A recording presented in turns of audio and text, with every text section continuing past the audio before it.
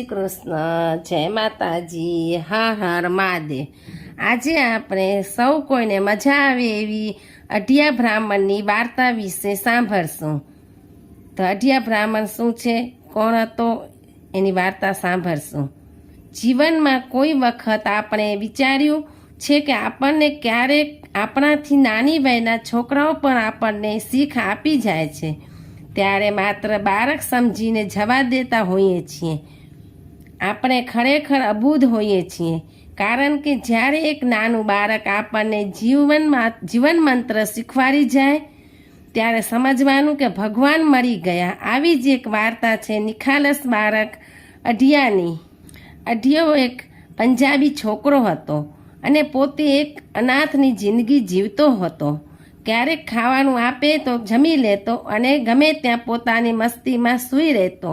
ના મંજિલ હતી ના ઠેકાણું, બસ હાલત લઈ જાય ત્યાં હાલ્યો જતો। તે એક દિવસ રખડતો હતો ત્યારે એક સાધુને મળી ગયો। સાધુ પણ અઢિયાની જેમ સરળ અને સહજતાવાળા શીલવાન સાધુ હતા।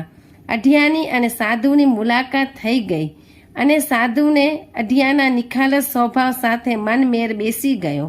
થોડી ક્ષણની મુલાકાતમાં એક ગુરુ અને ચેલાનું સ્વરૂપ તે સાધુ અને અઢિયાના સંબંધમાં જોવા મળ્યું।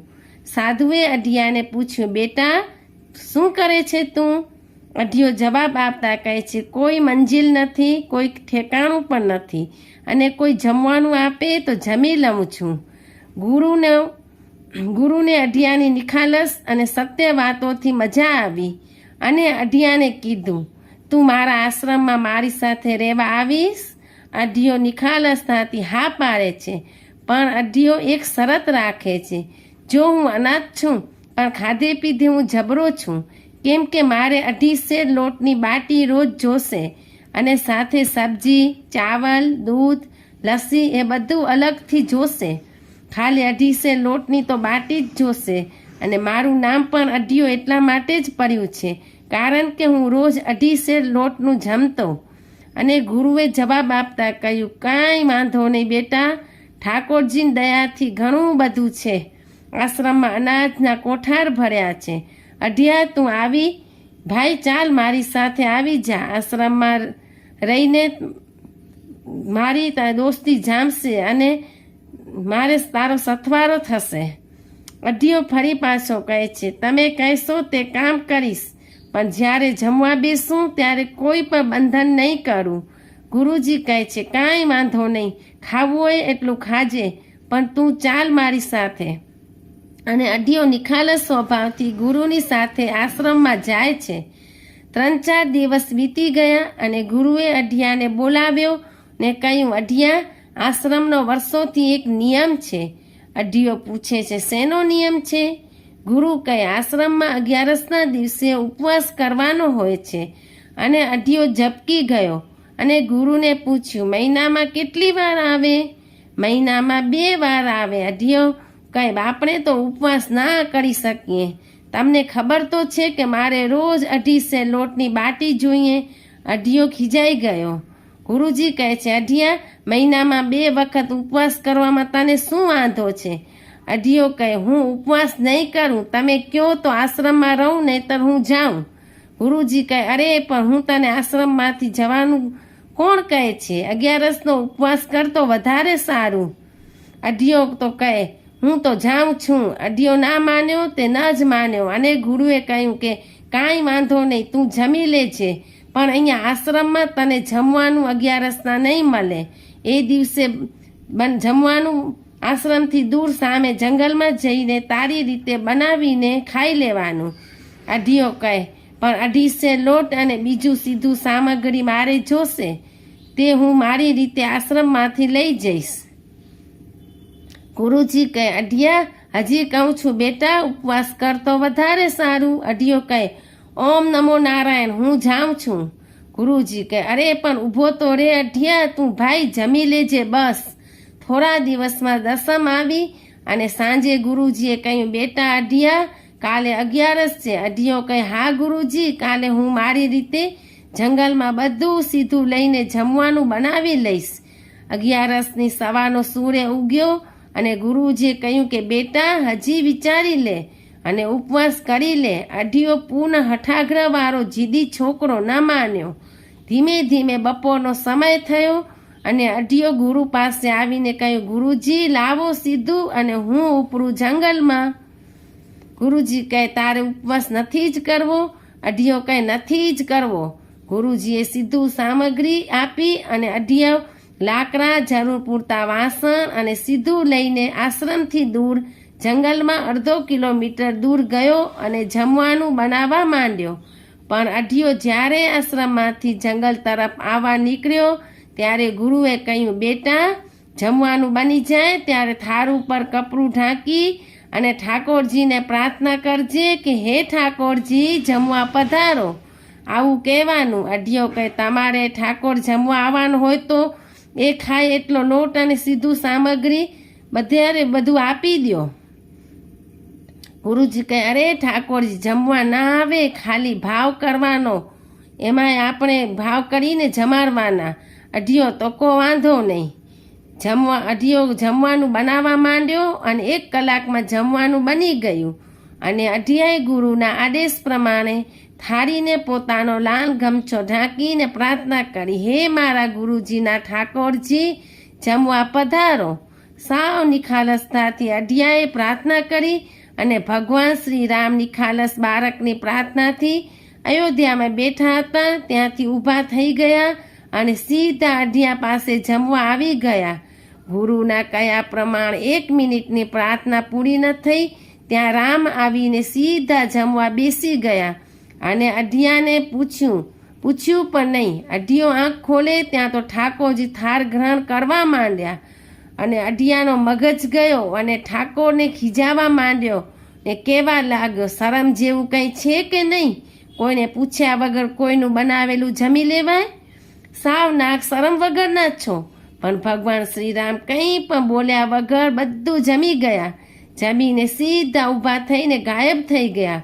અઢિયો બધો સામાન લઈને પાછો આશ્રમમાં આવ્યો અને ગુરુજીને ખખડવા લાગ્યો, તમારા ઠાકોર તો શરમ વગરના છે, કંઈ પણ બોલ્યા વિના આવીને સીધા જમવા જ બેસી ગયા અને હું તો પ્રાર્થના કરતો હતો ત્યાં આવીને જમવા બેસી ગયા. પણ ગુરુજીએ બહુ ધ્યાન આપ્યું નહીં અને કહ્યું, કોઈ છોકરો હશે, ઠાકોરજી થોડો ખાવા આવે, ખોટું શા માટે બોલે છે? એવું કહીને ગુરુજી પોતાના ધ્યાનમાં લાગી ગયા.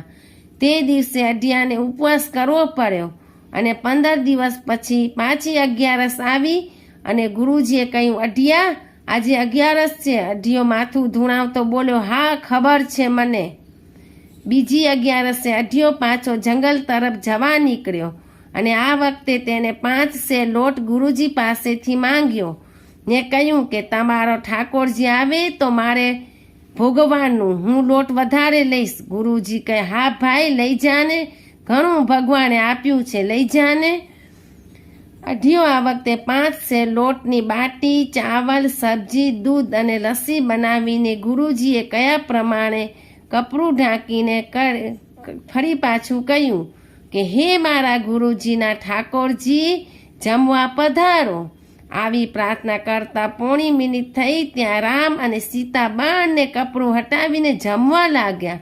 અઢિયો 1 મિનિટ પૂરી થઈને તરત જોવે ત્યાં તો સીતા અને રામ બંનેને જમતા જોઈને અઢિયાનો ગુસ્સો આસમાને પહોંચી ગયો અને ફરી કહેવા લાગ્યો, આ કોણ છે સાથે? તમને એકને આમંત્રણ આપ્યું અને આ કોને લઈને તમે આવ્યા? પણ ભગવાન શ્રીરામ કંઈ પણ બોલ્યા વિના જમી લીધું અને પછી કહ્યું, આ મારા પત્ની છે.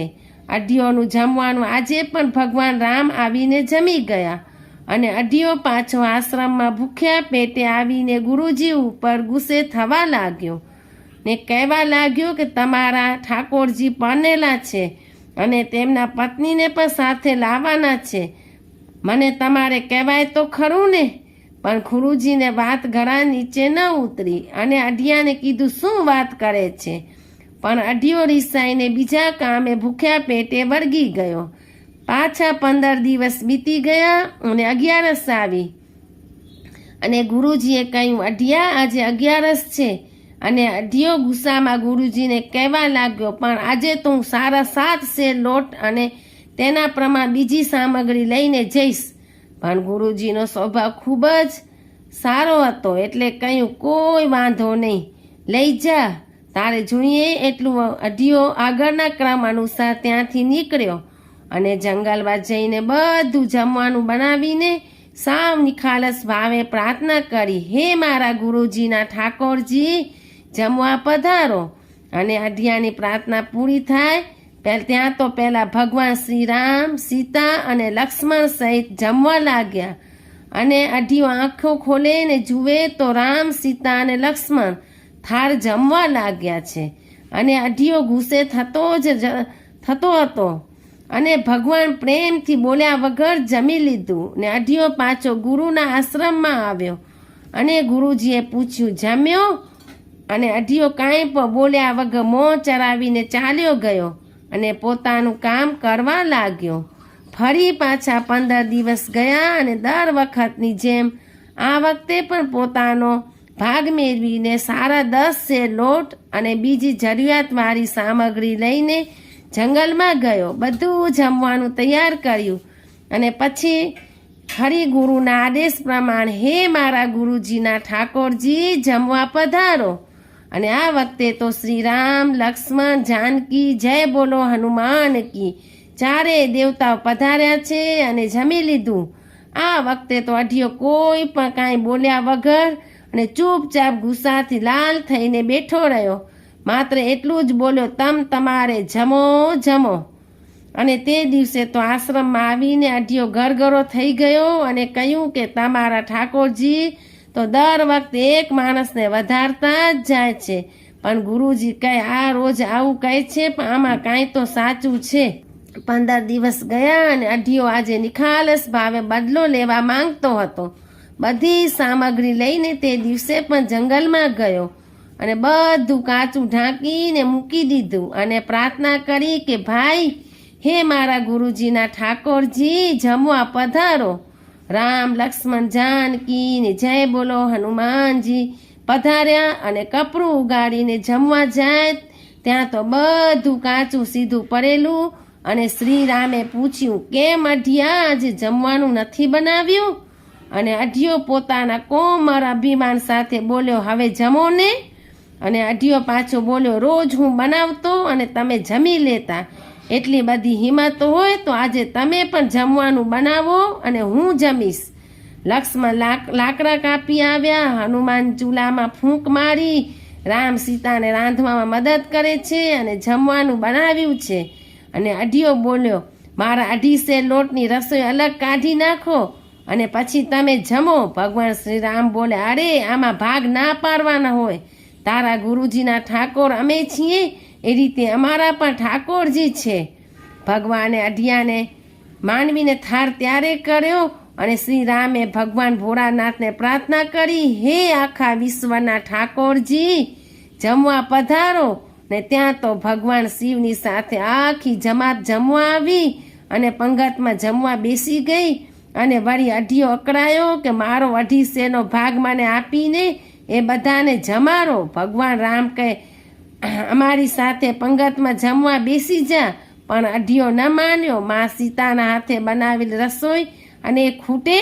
બધા જ ભગવાન અને તેના ગણોએ જમી લીધું અને એક કોળિયો બાકી રહ્યો. મા સીતા ખૂબ જ પ્રેમ અને ભાવથી અઢિયાને વધેલો કોળિયો મોંમાં મૂકી દીધો. પછી તો જ્યાં એ કોળિયો મોઢામાં ગયો અને અઢિયાને બ્રહ્મજ્ઞાન થયું અને ઊભો થઈને માત્ર એટલું જ બોલ્યો, હું જ્યાં સુધી પાછો ના આવું ત્યાં સુધી કોઈ અહીંયાથી જતા નહીં. અને ભાઈ અઢિયો તો આશ્રમમાં દોડતો આવ્યો અને ગુરુને કંઈ પણ કહ્યા વગર અઢિયો જંગલમાં લઈ ગયો. અને ગુરુજી જુએ ત્યાં તો ગુરુજીની આંખો ફાટી ગઈ. દેવતાઓનો મેળો જોઈને ખુશી નથી સમાતી. ગુરુજી બધા જ દેવતાઓ પહેલાં તો અઢિયાના પગમાં પડી ગયા અને કહ્યું, આજથી હું તારો ગુરુ નહીં, પણ આજથી તું મારો ગુરુ છે. આવું કહેતાની સાથે ગુરુજી અને અઢિયો બંનેની આંખમાંથી નીર દર વહેવા લાગ્યા અને ભેટી પડ્યા. હર હર મહાદેવ. તો આ હતો આપણા અઢિયા બ્રાહ્મણની વાર્તા. જય શ્રી કૃષ્ણ, જય માતાજી, હર હર મહાદેવ.